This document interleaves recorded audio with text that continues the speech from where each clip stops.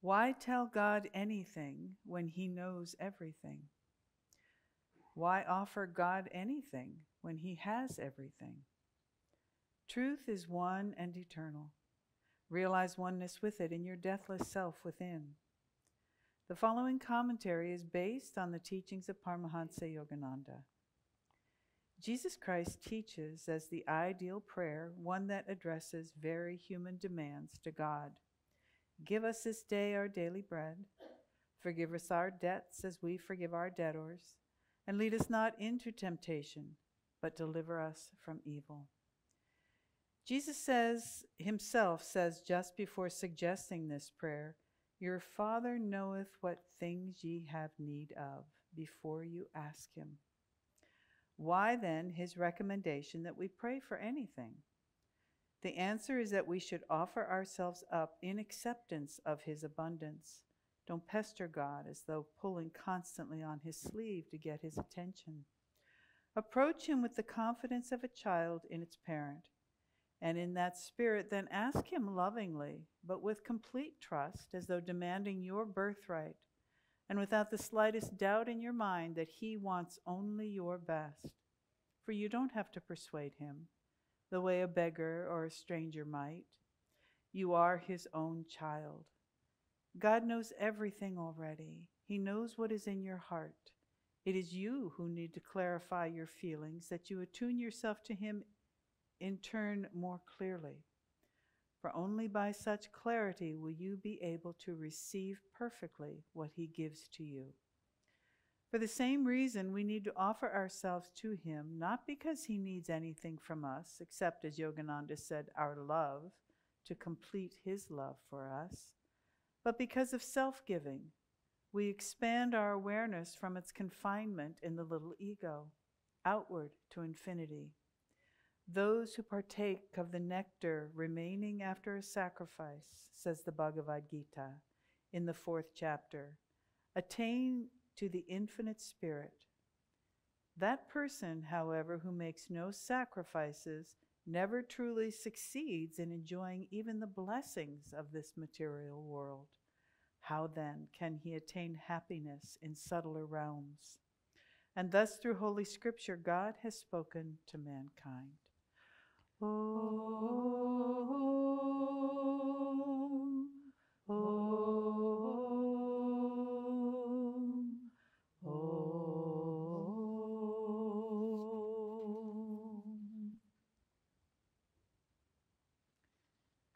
So this morning, I want to dive a little more deeply into the prayer, the Lord's Prayer, which is based, of course, on Swami Kriyananda's interpretation. And he starts out by saying, before we get into the interpretation, is don't nag at God.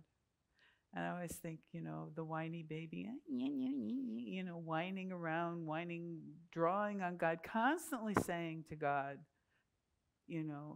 are you listening? Do you get this? Are you hearing what I'm saying? Are you going to make this happen? Constant. We run this through our minds. But instead, all we need to do is to turn to God as a loving father or parent and talk to him and listen to him with the understanding and the trust that he's heard us and that he is responding, but in his own time. So the Lord's Prayer is to show us, it's one of an openness to God.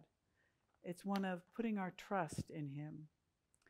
And Jesus' mission was to help us understand our relationship with God as Father, as Mother, as deepest friend.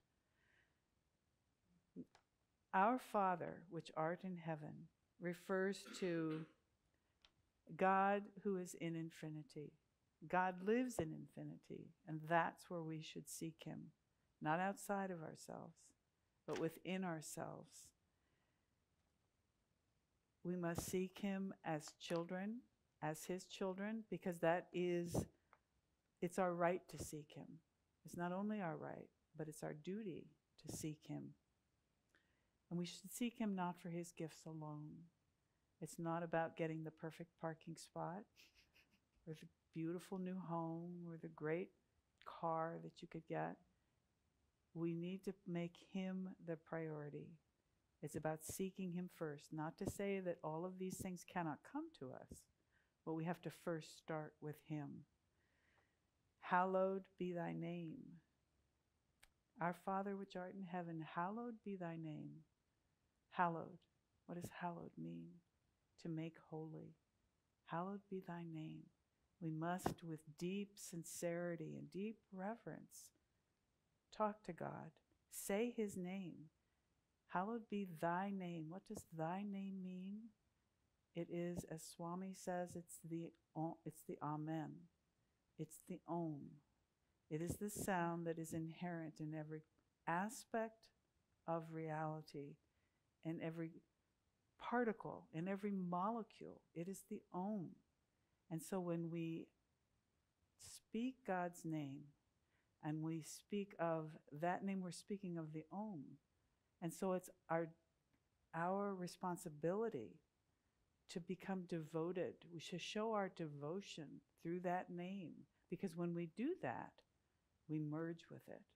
So when we can, with sincerity and with depth and devotion, refer to God's name, we are actually merging with the Om each time. So the more and more deeply we can go into it, the closer we'll become to God. Thy kingdom come. God's kingdom is cosmic consciousness. We're not praying for paradise here on earth. Thy will be done in earth as it is in heaven. Human nature often refers everything back to itself. It's human nature, human mankind. So to err is human. Well, yes, we are going to err. We are not infallible. But we have the opportunity, when we declare ourselves as sinners, that's the biggest error we can commit. Because we have the opportunity always to destroy delusion and to rise above it. And even Swami and Master, they never identified us with our faults. You could talk to Swami and you could come to him, and of course in the old traditions, you're the sinner, you come, you're berating yourself. Swami never did that. If you started to talk about your faults, he essentially just never addressed it. He always saw the highest in you. And that's what we need to do with ourselves. We should not be identifying with our lower natures. We have to identify with that which is the highest within us. Sometimes the standards were so high that he set that you thought, who are you looking at? Who are you thinking when you say this? They were almost impossible to attain. And yet he held out the highest still. When he himself was a young man and he had a beard and they asked him to play Jesus in a role at Christmas time, he agreed. And Master said, oh, so you looked the part, you looked very good. He said, well, Master, I'd prefer to be like Jesus. And Master's response wasn't, that day will never come. It was, that day will come. That will come. In time, that will come. He always affirmed the highest. But it's egotism which keeps us separate. It's egotism which creates the disharmony that we're feeling. It's egotism that is keeping us separate not only from each other, but from God. It's like the violinist, the instrumentalist who plays in an orchestra and completely disregards the fact that they're playing with an orchestra. We must take these teachings within ourselves, embody, mind, and soul, and continue to offer ourselves up so that we can then bring God's grace onto this plane of existence. And forgive us our debts as we forgive those, or as we forgive our debtors. To the extent that we can forgive ourselves, or to the extent that we can forgive others, our own sins will be forgiven. And what does it mean to forgive others? Doesn't mean you approve their actions necessarily. Doesn't mean that we offer them blessings when they betray or turn against us or act in a way that we don't agree with, or merely even forget offenses, because eventually most of us forget that someone has offended us. But what does it mean to forgive? To offer into the love of God all of our hurts, all of our offenses, and to recognize the fact what happens when we do that is we turn to compassion, and we become compassionate with each other when we can offer ourselves and offer these transgressions into love. And then we begin to see that those who transgress are really going to suffer more deeply than we have because of their ignorance. So we have to constantly be offering ourselves into God. And forgive us our trespasses is extremely subtle because it demands that we forgive ourselves. And there's a play that Swami Kriya-yoga wrote on, one of the characters is criticizing someone, and another character steps in and he says, be careful, because from the things that we criticize in others, we reveal what we are in ourselves. And so we have to forgive our transgressions, our lower natures. We have to forgive this because we cannot forgive others until we do, because they're nothing but a reflection back to us. Forgiveness is relinquishing our identity with our lower nature and identifying with our higher nature. And lead us not into temptation, but deliver us from evil. God tests. Satan tempts.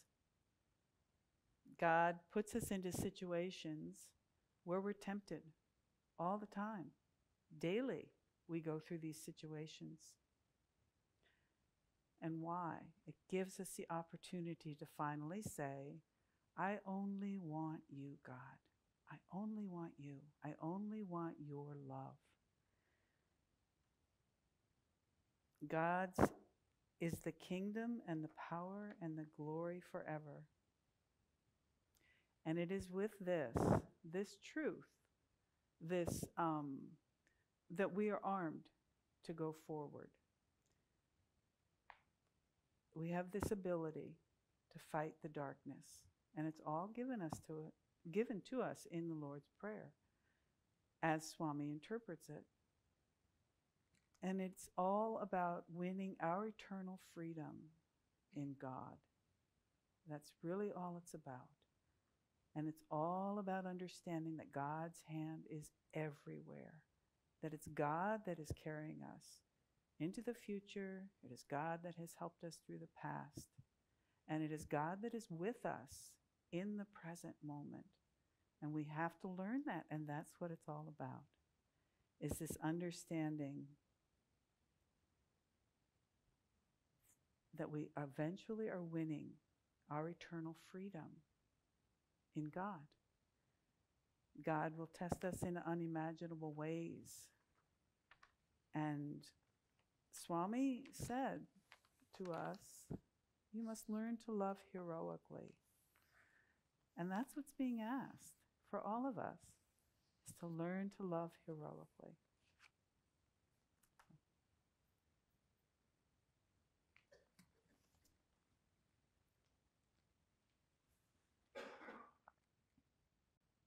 Thank you, Devaki. To offer my greetings to everyone this morning. Thank you for being here. We're sort of in a series of related topics that Swami has given us. Last week, Dharmadas and Nirmala talking about what is the best way to pray. And a couple of weeks ago, Aaron mentioned in his talk about the importance of developing a relationship with God. And if you think about how we develop human relationships, engaging in conversation is an important part of that, right? And talking with someone. And oftentimes we're doing that because we're getting to know the person, we're sharing our thoughts and our feelings. And our reading this morning, Why Talk to God, Why Give Anything to God, is really about developing a relationship with God and encouraging us to talk with God. But the rationale here is a little bit different because God already knows our thoughts and feelings.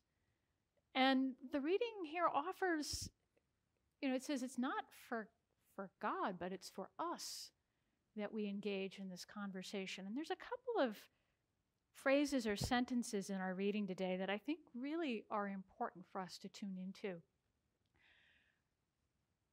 The first, it talks about how talking with God is important to help clarify our thoughts and feelings, and that by doing so, it actually deepens our attunement. And by such attunement and clarity, he says, you will be able to receive perfectly what he gives you. So we cannot fully receive our divine inheritance unless we develop this attunement and clarity through talking with God. The other thing that I found really interesting in here about our need to offer ourselves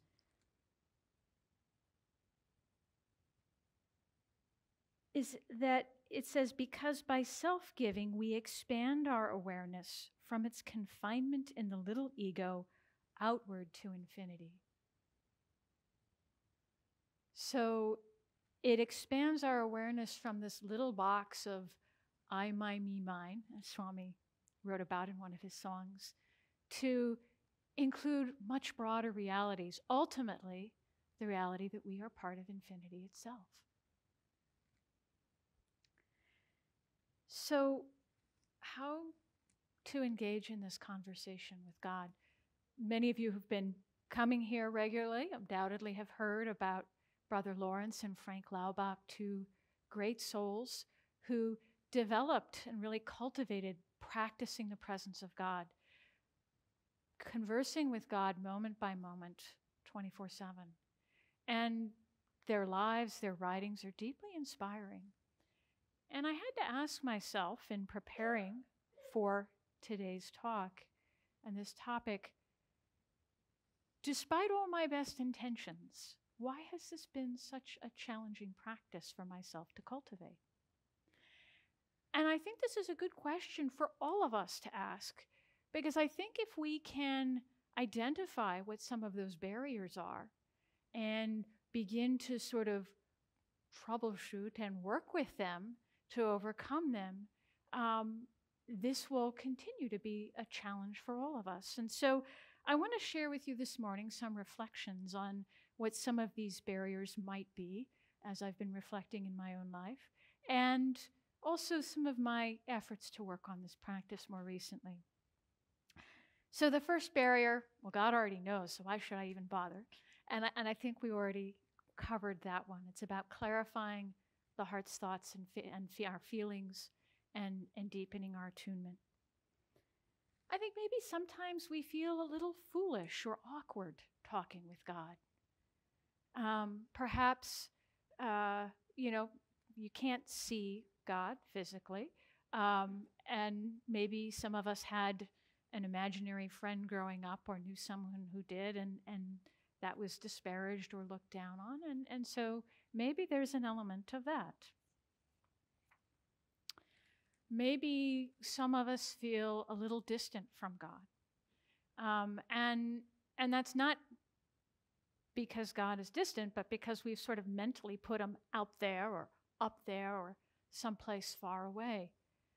But Master said, God is the nearest of the dear and the nearest of the near and the dearest of the dear. That God is the closest being to us that's possible. And Yogananda said, to those who think me near, I will be near. That by thinking of Yogananda, conversing with him as if he were present with us, we invite his consciousness to infuse and guide our own consciousness.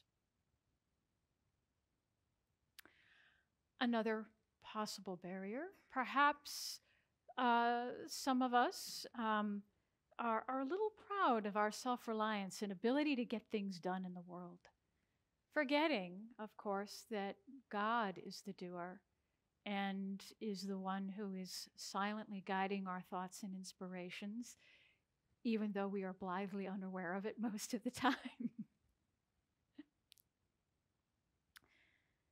Maybe one wonders, well, can I trust God? How do I know that he's going to come through for me in this situation? And I had a period once where this question was very prominent in my mind, shall we say. And it just really kept bugging me. And finally I sat down and I made a list of all the times that God had come through for me over the years, large and small. And it was kind of a sobering list to look at. And I realized it was longer than I expected when I first sat down to write this list. And I realized writing it that there were probably many other instances which I was completely unaware of or had forgotten about. And it was very helpful as I was able to sort of meet this challenge on the intellectual level that it was rearing its ugly head. And I sort of came to the conclusion, well, I've done very good at messing up this particular situation. So if I give it to God, it's not going to get any worse, and it'll probably get better. So I might as well just do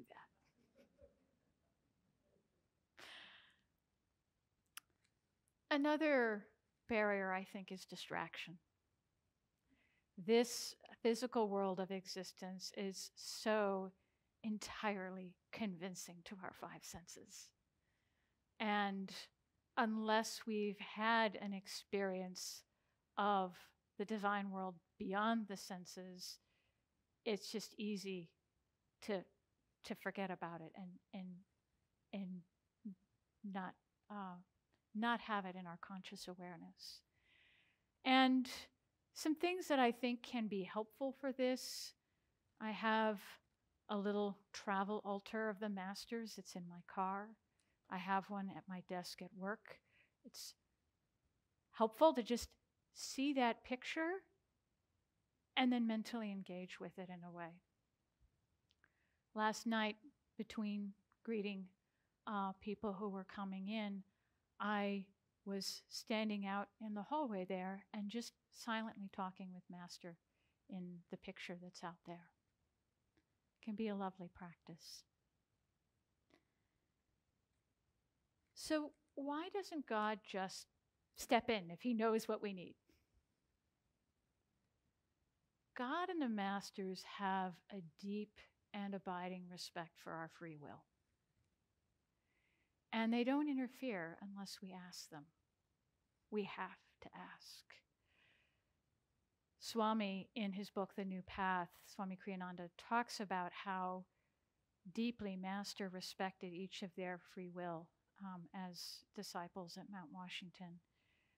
And this is just part of how God and the Masters work. So we have to ask. We have to let them know, yes, I would like your help with this, please. But we have to be thoughtful in how we ask. And this reminds me of a story that probably some of you have heard. There was a woman once who had her car broke down. She needed a new car. And so she went to the used car lot and saw there a brown Ford Focus and thought, yeah, this is the car I should get. It's not the most exciting car, but it'll do the job. It'll get me to and from work or whatever.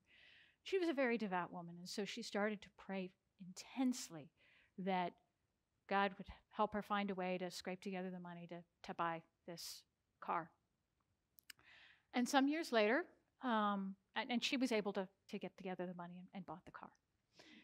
And then quite some number of years later, as happens to all of us, she died, and she was met at the pearly gates by St. Peter, and he offered her a tour of the heavenly realms because she had been so devout, and she was just thrilled.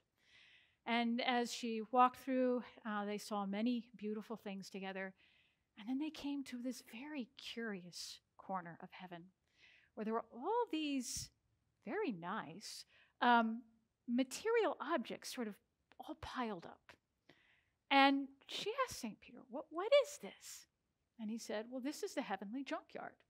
She was kind of taken aback, and she said, well, okay. And he said, well, this is where all the things that God tried to give to people who rejected them comes to. And so she kind of surveyed this area and all the things that were there, and then her eyes fell on this beautiful, shiny, pink Cadillac convertible over in one corner. And she said to St. Peter, I don't understand why people wouldn't want these things. Like, for example, that beautiful car over there. St. Peter looked at her and said, funny you should mention that car.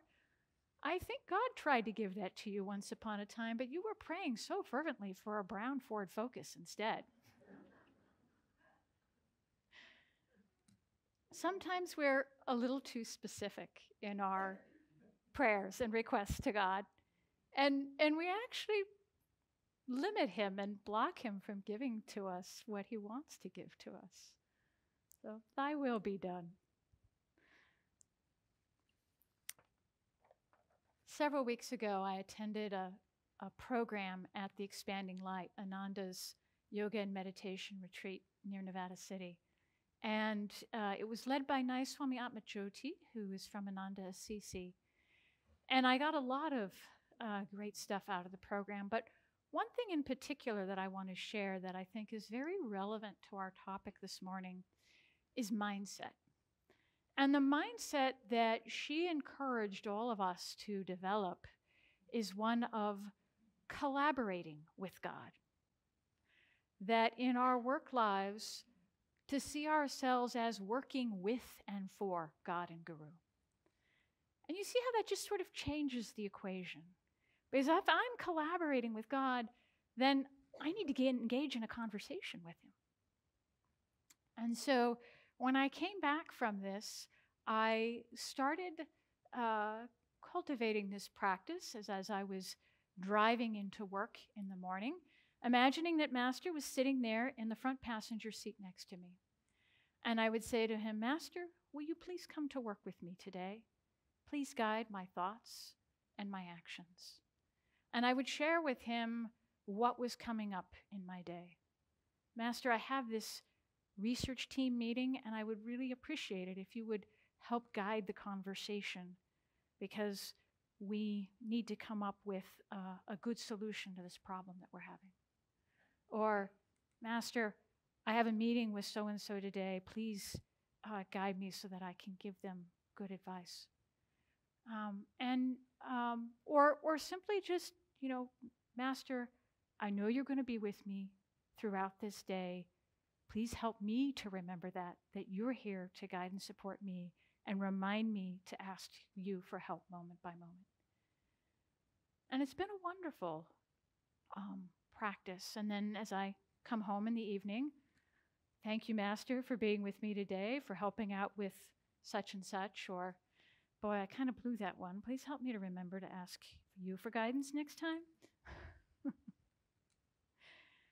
It's a start, and we all have to start somewhere.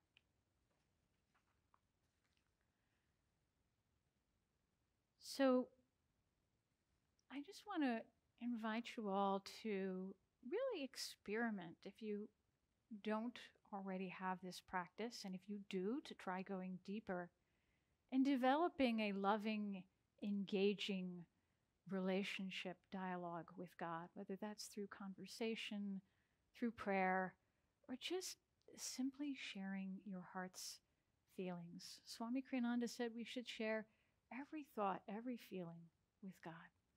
So, blessings to you.